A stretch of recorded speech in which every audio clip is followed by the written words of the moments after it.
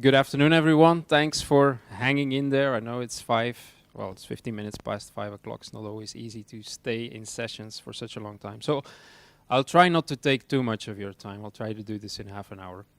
What I'm going to talk about is a little bit the experiences we've had in Wi-Fi networks. I mean, for those of you who know F5, most people know us as a load balancing company. Essentially, we're active in anything related to layer 4 to layer 7 networking. And quite recently, we've been getting more and more involved in Wi-Fi networks for a variety of use cases. So the intention of this slide deck is really to walk you through these different use cases that we've been running into and show you how our technology adds value in Wi-Fi networks. So of course, we're not involved in any Wi-Fi access points. We're not a switching routing company. We really sit at layer 4 to layer 7 of the OSI stack. And as you see through the course of this presentation, there's quite a few things that people are doing at that level in the network. So very quick intro, then talk about how have we been scaling and optimizing these networks. Typically, scalability is a reason for people looking at our technology. I mean, load balancing traditionally been a technology to help scale networks. So that's usually how we get in.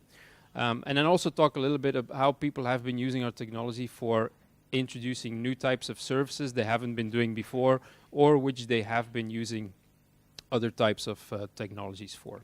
And then to finish off a little bit on how we see the evolution towards EPC integration, how we see the evolution towards NFV, network function virtualization. So I'm not going to spend too much time on the intro. There's just a few stats that I quickly wanted to share. Most people have been thinking that with the introduction of Wi-Fi, with the introduction of LTE, that Wi-Fi utilization would go down. This study from Mobidia shows actually quite the contrary. If you look at the left-hand side, you see the 3G devices, on the right-hand side, the 4G devices. Obviously, 4G devices seem to take a slightly smaller chunk of Wi-Fi, but still it's well in the 60% range, right? So 60% of data consumption on LTE devices is still Wi-Fi. So that means that Wi-Fi networks are carrying more traffic than mobile networks today. And the more striking thing even is that going forward, you see that the percentage is even increasing. And that's a little bit, I would say, unexpected. I think people would have expected that with LTE getting more mature, that less and less Wi-Fi traffic would be used. But these numbers seems to suggest quite the opposite. So for sure, Wi-Fi continues to grow and continues to be an important technology to complement and offload 4G and LTE networks. The smaller figure just shows you the equipment market. Obviously, for any vendor selling equipment into this market, that's quite interesting. But that's like a compound annual growth rate of close to 30% year over year. So significant growth to be expected. Who's familiar with FON? People familiar with that? Yeah, I see a few hands going up. So FON is this mechanism whereby people are sharing their home Wi-Fi connections with other people, right? And there is many service providers across the world joining this initiative. And I see at least one Polish operator on this slide as well there. So the whole idea is that, if I take as an example, if I'm a BT customer and I have an account at the BT Wi-Fi network, they are deploying their hotspots all across the country using people's home CPE devices. So every home CPE will broadcast a public SSID, and any BT customer walking by can connect to that network. By means of this FON model, these operators have grouped themselves, and now that BT customer, when he comes here into Poland, he can use his own user ID password to connect to the Netia network. So that sort of gives a global Wi-Fi roaming type of network. Now, some operators do this using the FON model. So FON is a company that organizes all this. Many service providers have their own arrangements. So I live in Belgium. My cable provider, Telenet, they have a similar type of service, but it's not connected to FON. So it only works in my own home country. But also there, every home CPE is transformed into a public hotspot. And we see this happening all across EMEA. If you look at the list of customers here, and obviously there's more, those who are not part of the official FON program.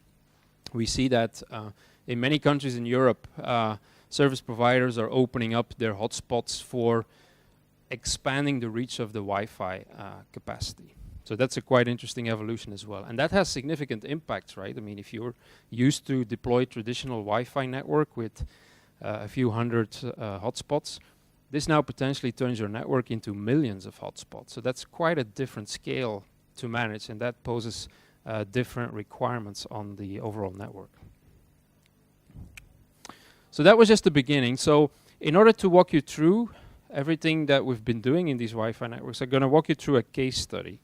So this is a service provider that has a big Wi-Fi network, and they have Wi-Fi hotspots both in public places as well as in private places. So public places, think of hotel chains, train stations, airports, coffee shops, for instance.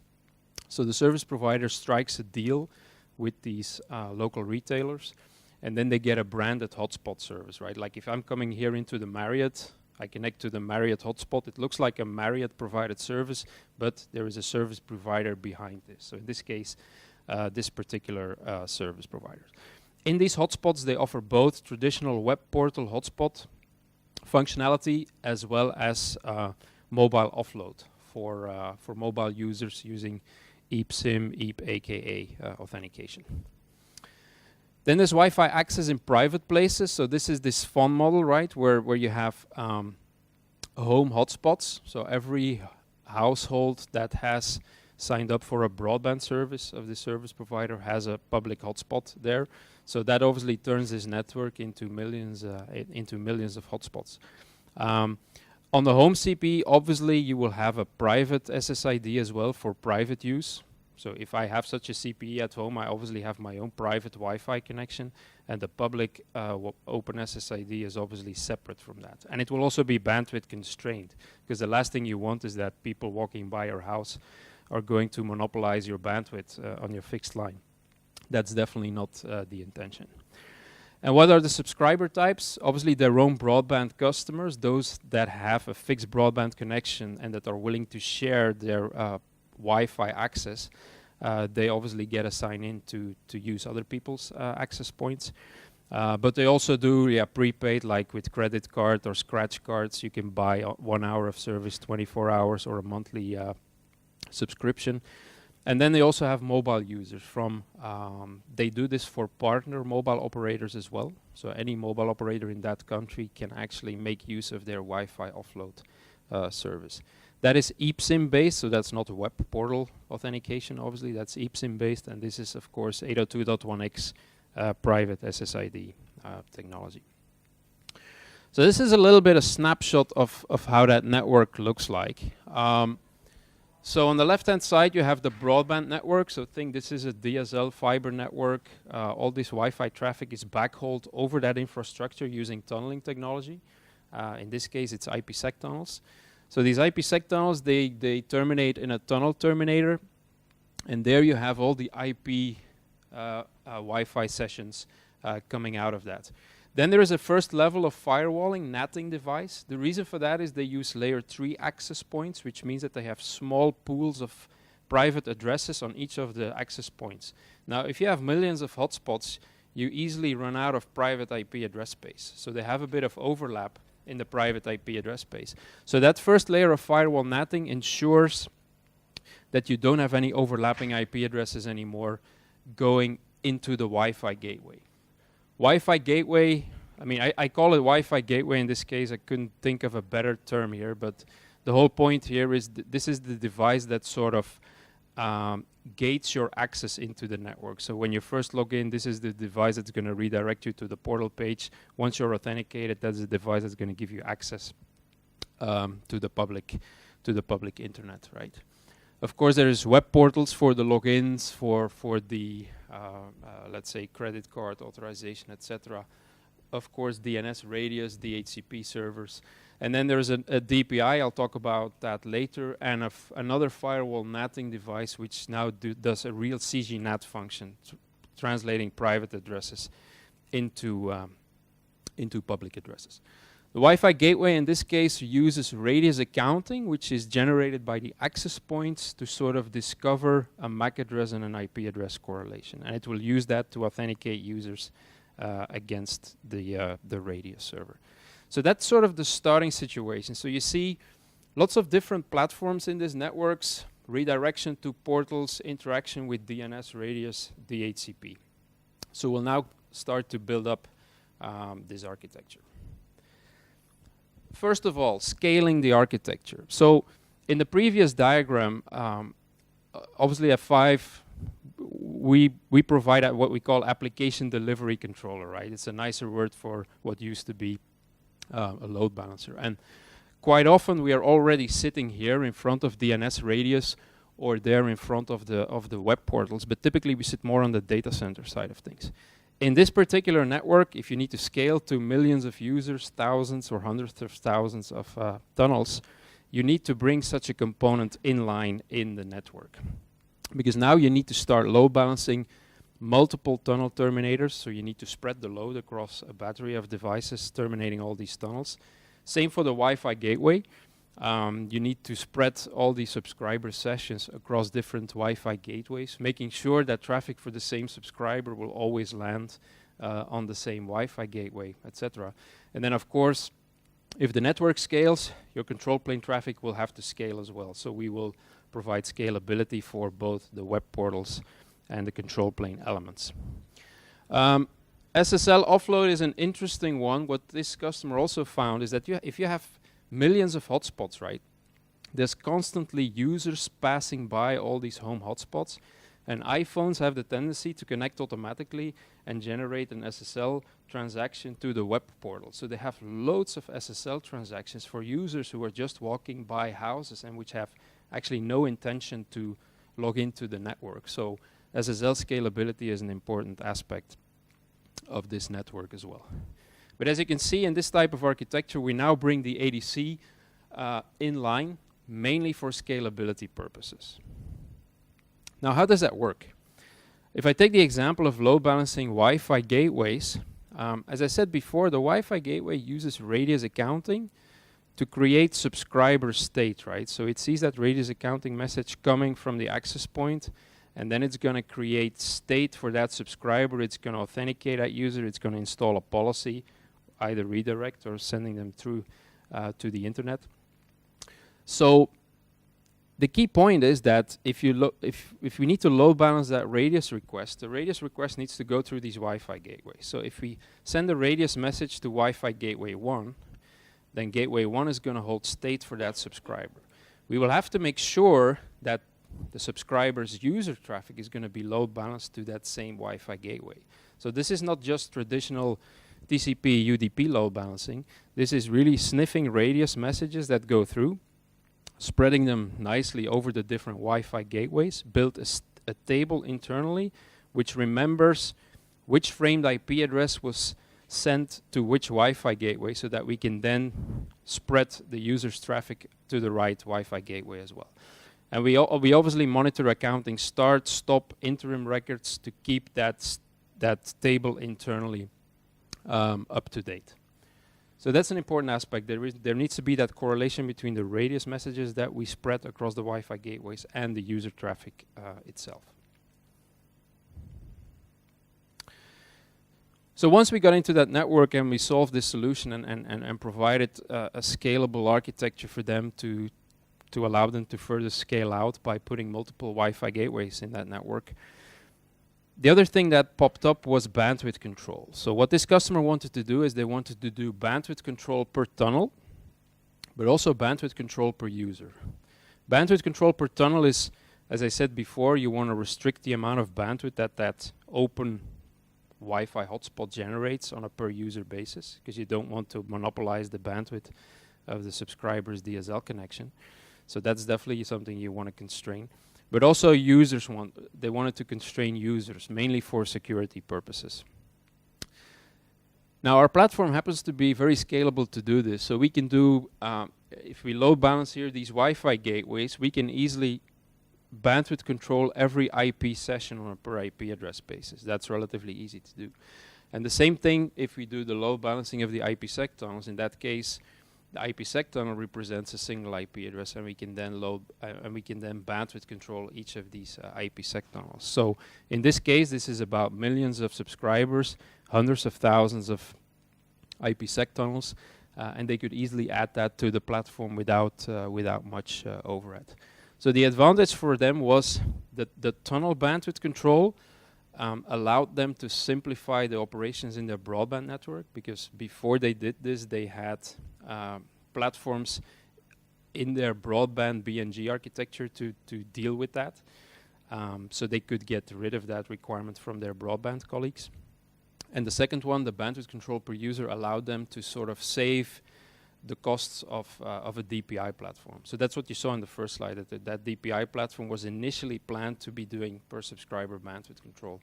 And now they moved this in line in the ADC platform.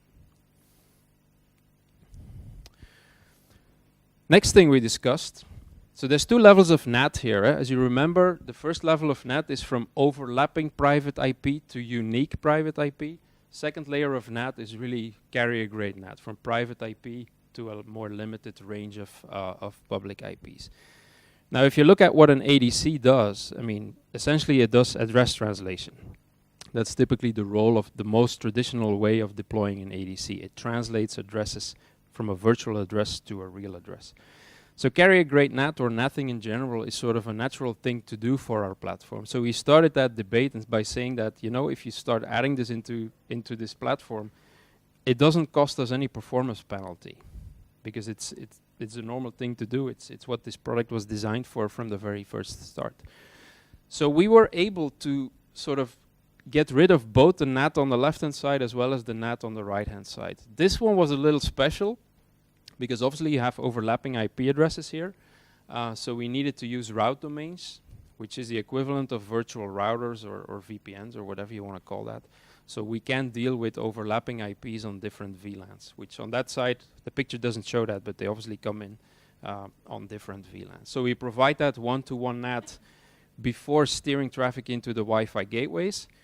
And then when traffic comes back, we do this end-to-one NAT, a traditional CG-NAT function going out to the internet. And by means of this, we have simplified this architecture quite considerably. Because if you look at this, this is just one platform, a chassis-based system. Those were a set of different firewalls which were put on top of each other to make it scale.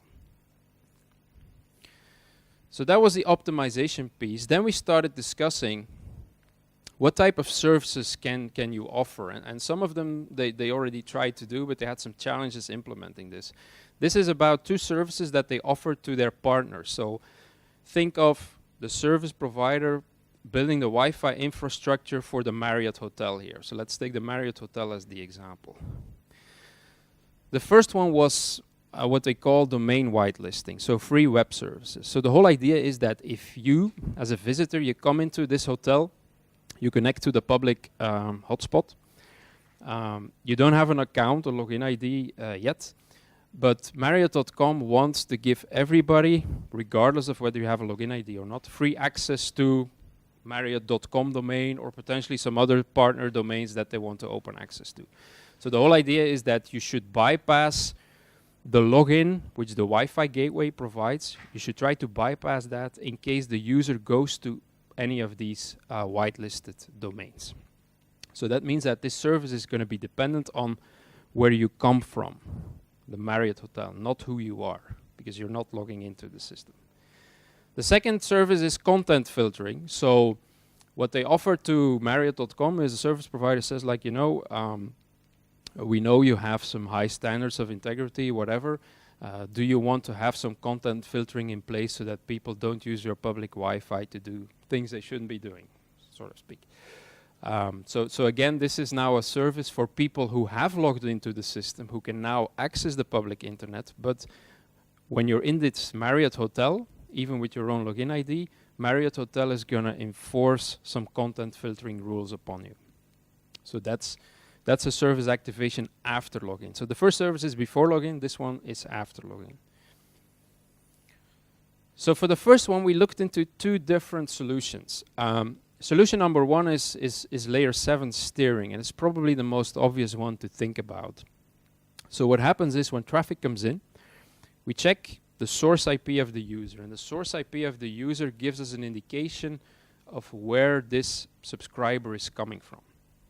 So this gives us an indication whether you come from Marriott or not. If the traffic is HTTP, we go to the next step. If it's not HTTP, then we just send you to the Wi-Fi gateway, which will then do its job. It will try to authenticate you, it will redirect you, whatever it needs to do. If you're sending HTTP in a Marriott hotspot, what happens then is that the application delivery controller consults a URI whitelist. So Marriott gives the service provider a whitelist of domains, which should be available for free. And we look into the HTTP payload. If there is a match on the URL or the URI, then we forward traffic straight to the internet, as shown by the dark blue line, rather than redirecting you to the Wi-Fi gateway. So we sort of bypass the Wi-Fi gateway login sequence. You can go straight to these whitelisted domains. It's a great solution. It's relatively simple to do. The problem is it doesn't work for HTTPS. And this customer, or they had a few business partners which had a requirement that it had to work for HTTPS as well. And with HTTPS, as you well know, you cannot look into the payload, so you cannot do that URI check because you don't know where the user is going. So that's when we came up with a second solution, which is DNS based. So in this solution, again, now instead of checking the user HTTP traffic, you're going to check the user's DNS traffic. So if you get a DNS request coming in from a user which is in a Marriott hotel, then we go to the next step. Otherwise, just follow the normal route where DNS should be going. So now again, we check the domain whitelist for Marriott.com, and we see if the domain, let's say here, domain-c1.com, if that's in the whitelist of Marriott. If it is, this list will contain a virtual IP address. What the ADC now does is not going to send the DNS traffic straight to the DNS server. The ADC is going to respond to that DNS request, and it's going to give that VIPC address to the end user. So you're going to fake the end user to go to a virtual IP address which lives on the ADC, while the user thinks he's going to go to the real website. The next step is, obviously, you get your DNS response, you get that fake VIPC address. Now for each of these whitelisted domains, we will have a virtual IP address living on the ADC. And that virtual IP address, or that virtual server with that virtual IP address, will translate the VIPC address into the real address of the destination server. You can configure that statically, but obviously it's better to configure it dynamically so that that virtual server is going to periodically send a DNS query to figure out what is the real IP address of that particular domain. Now you don't have to look into the HTTP payload anymore. You just use DNS mechanisms to sort of fake a user into a virtual IP, and then you're going to translate it into the real IP. So this solution works for HTTPS as well. It obviously is a bit more intense in terms of configuration because you need to have a virtual IP for every single whitelisted domain. But that solution is in deployment right now. So that's how they do this whitelisting type of approach. The second service is that partner-based content filtering. So this is when you have logged in already, and if you're a user in the Marriott hotel, you need to be content filtered. The way they were doing this before we got introduced in this network is they actually had a content filtering device which was sitting in line in the traffic. And then based on business policies, sometimes it did something. So if you were from Marriott, it would do some work. If you were not from Marriott, it would not do any work. So of course, when the network scales, this is hard to maintain because content filtering is typically fairly expensive technology. So they wanted to have a solution where the content filtering is taken out of the data path. And therefore we proposed using an ICAP interface. So now what we do is, of course, traffic follows the normal way, right? You go to the Wi-Fi gateway. The Wi-Fi gateway in this case have logged you in already, so it provides a gate to go to the internet. Now traffic comes back into our platform, and now we're going to check again if the source IP belongs to the range of Marriott. then we're going to do an ICAP call out to a content filtering platform for any HTTP request. So if it's HTTP, we're going to do an ICAP query, see if this is a valid site where people can go to or not. And then ICAP will provide a response. Yes, you can go, or no, you should be blocked. And then we can redirect users. And of course, by taking that, ICAP is more a control plane feature than a data plane feature. So they are able now to scale up their content filtering infrastructure way better than they were before they had this platform inline in the data path. We had some discussions as well around HTTPS, because of course ICAP does not work for HTTPS. So one thing we have been discussing, but this hasn't been implemented, is potentially we can do some SSL SNI inspection. So for those familiar with SSL, so if you do HTTPS, first you have an SSL negotiation, and in that SSL negotiation there is a server name indicator, and that usually gives a domain name like www.facebook.com. It doesn't give you the exact specifics of where you want to go to, but at least it gives you an idea what type of domain you're going to. So you can do some high-level filtering by looking into those fields if you wanted to do that. This is currently under discussion. This hasn't happened yet, but the next thing they would like to do is actually move the Wi-Fi gateway functionality into our platform as well. So we have been introducing a product which is called PEM, Policy Enforcement Manager, which has mainly been positioned in the mobile industry. So it's a platform that we use in the mobile behind the P gateway GGSNs to do all sorts of subscriber policy enforcement, DPI functionality, charging, analytics, intelligent traffic steering. And a lot of those capabilities are very relevant in Wi-Fi as well. The big difference, I would say, between the Wi-Fi and the 3GPP world is that in the 3GPP world, a lot of it is diameter controlled, whereas Wi-Fi is very much a radius-based architecture. So we've been working a bit on getting more of the radius capabilities into our platform, and we're now very close to be able to migrate them from Wi-Fi gateways to get that per subscriber policy control on our platform. So instead of having a traditional packet-based layer 3 to layer 4 Wi-Fi gateway, because that is what most of these products are, plus in front of it a standalone application delivery controller, which sits at layer 4 to layer 7 of the OSI stack. Now we can transform this network into an application-aware layer 4 to layer 7 Wi-Fi gateway. So we're collapsing again another component into this architecture. So and then policy control can be either diameter GX, or it can be radius and radius COA like it's used in Wi-Fi networks today. But given that people are starting to look into EPC integration, the ability to have diameter GX for policy control and GY for online charging, prepaid, etc., is obviously a big plus as well, because then people can migrate from the old world to the new world. And obviously the solution has to work for both layer 3 access points, because the example I've been giving is for layer 3 access points, but we see more and more Wi-Fi operators moving to layer 2 access points, which puts a few additional requirements on what this platform should be doing. So real quick, just to flip through, in terms of Policy Enforcement Manager, what it does, it really gives you visibility of who the subscriber is, what type of device he's using, what type of applications he is accessing. We have a URL classification engine into that platform now as well. There's an IP reputation database for enhanced security mechanisms. And each of these criteria can be used to define policies.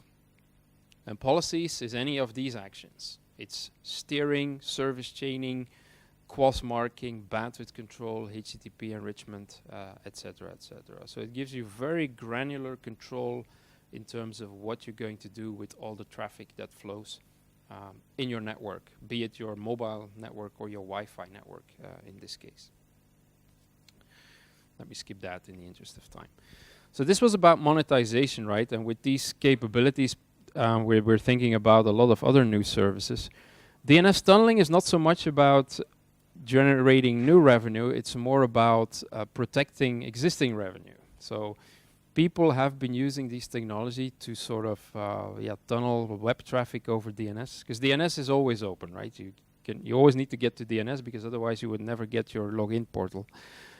So people have been creative in tunneling DNS over tunneling HTTP over DNS.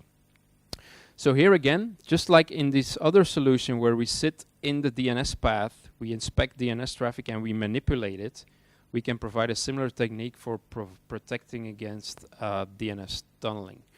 And there's different techniques on how DNS tunneling is used. So if you Google on it, you will find all sorts of documents trying to explain you how to do it. But any of these four here is usually a good indication that somebody's trying DNS tunneling. So what we built into our system is some sort of a scoring system where if we see any of these things, we're going to increase the score for any particular user. And once you reach a certain threshold, we're thinking like, okay, this is it. Like, this is probably DNS tunneling. Then we're going to blacklist that user for some time. So that's also something that several of our customers have been implementing. Specifically in Wi-Fi, this tends to be a bit of a problem.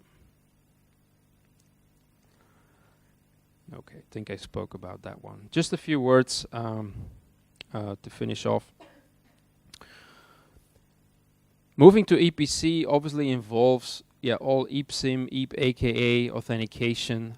So this also requires you to move from a traditional radius and radius proxy type of environment to an environment where you need to translate between the radius infrastructure and the 3GPP infrastructure. So for authentication, that means that you need to translate radius to SS7 if your subscriber are in an HLR, or to diameter if they are in an HSS. So we have another platform in our portfolio which comes out of an acquisition which provides a diameter routing agent and a diameter edge agent for LTE roaming. So diameter routing is a very hot topic in the LTE space at the moment. But the same platform is now also being used for say radius to any legacy protocol translation. And this is obviously required in this type of space to seamlessly authenticate your SIM users on that Wi-Fi offload architecture.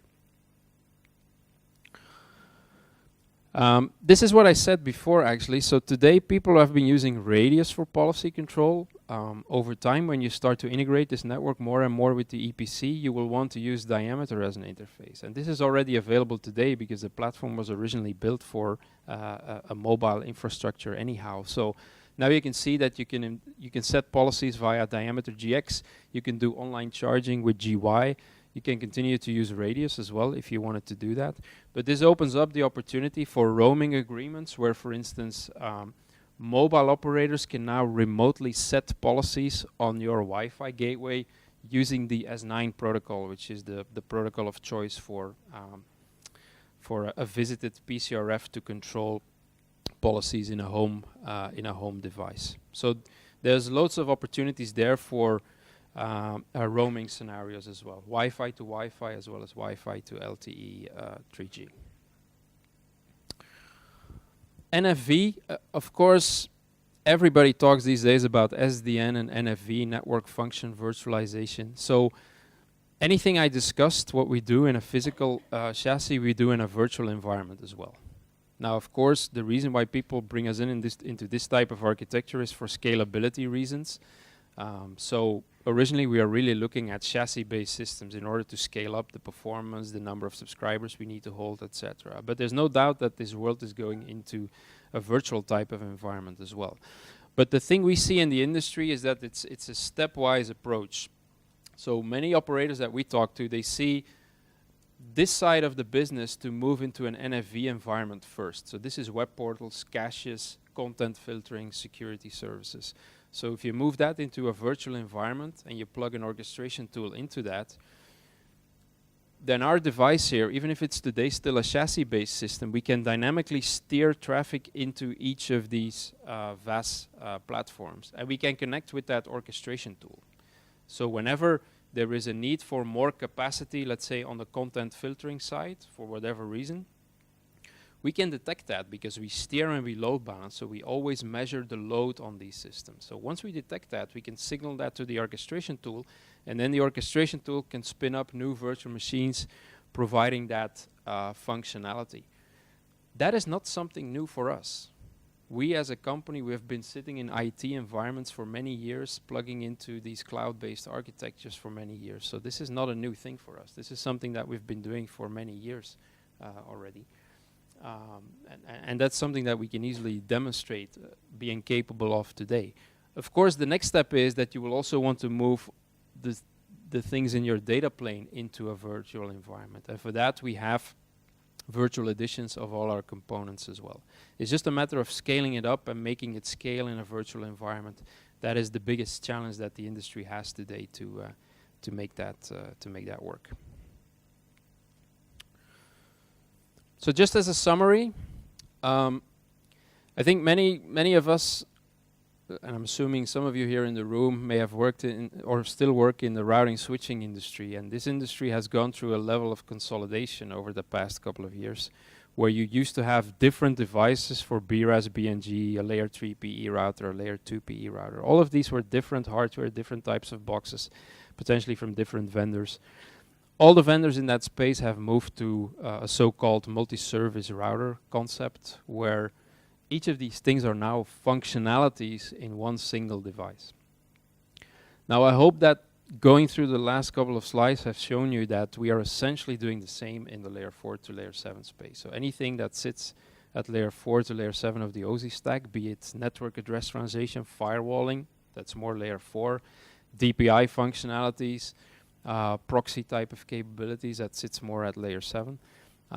We are doing exactly the same. And consider people have been embracing the model on the left-hand side. I see no reason why the industry wouldn't embrace the model that we're following on the right-hand side.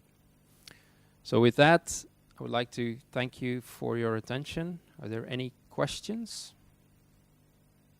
Or is it time for a drink? Probably. Okay, thank you very much.